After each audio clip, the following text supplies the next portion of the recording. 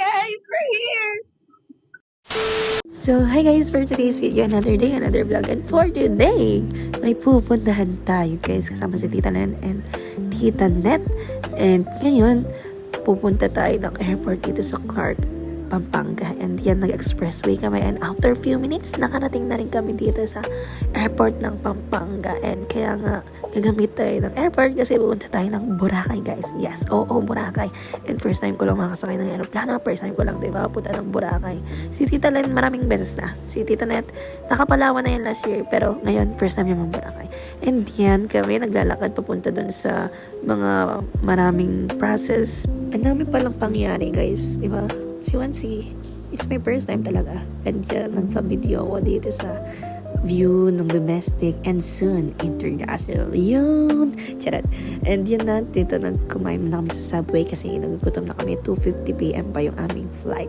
Kung alam nyo yung kinakain ng mga Korean sa K-drama, ito yung sikat yun and super sarap guys. Kaya yan si Tita Len, lumalaman siya and as well kay Tita Net while waiting sa aming flight kasi mga alas 12 yan guys and hindi kami nakapag-lunch. That's why nagkain na kami dyan. And yan, while waiting, face check muna ako dyan. And after mag-boarding, ayan na, pila-pila na papunta kami sa airplane namin guys. And yan, napakaraming OATs kasi pupunta rin sila ng Boracay. And eto na nga, nakasakay na ako that time.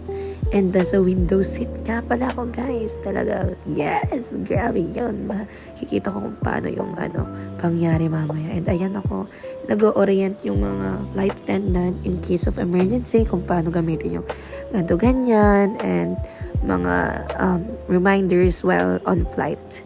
And yan, after ilang minutes, yan na pinapaandar na yung aeroplano guys. And by the way, maulan ngayon kasi may bagyo daw guys. Kaya as you can see, umuulan talaga.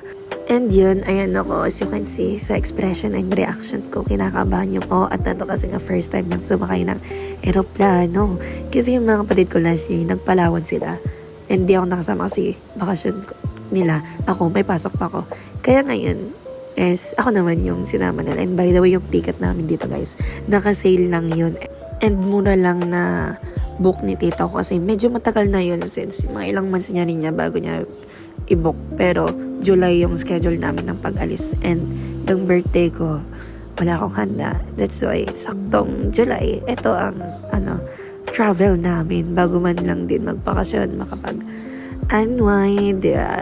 And yun na nga. And umandar na, natatawa pa ako or kinakabahan as you can see. Hindi ko alam i-react ko pero enjoyable naman siya. Especially kapag nasa kalagitnaan nung plane. And ayun yung view, packet pa lang that time umuulan pa, kalakas ng ulan nung time na yan.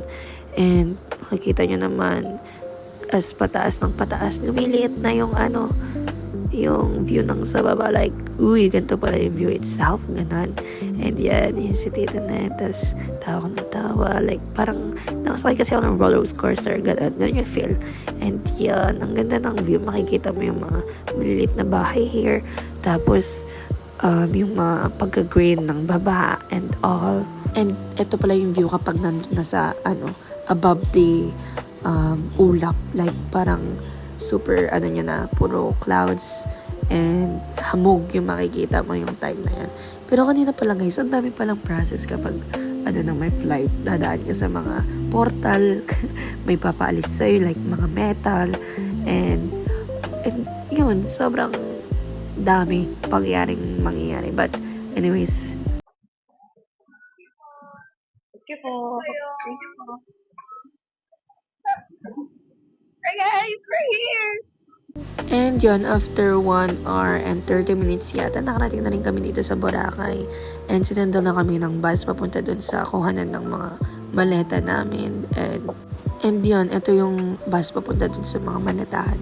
And part 1 lang to guys kasi mamaya papakita ko rin kung ano yung journey and adventure kung paano pa kami nakarating sa aming hotel. And I hope panoodin nyo and follow for more.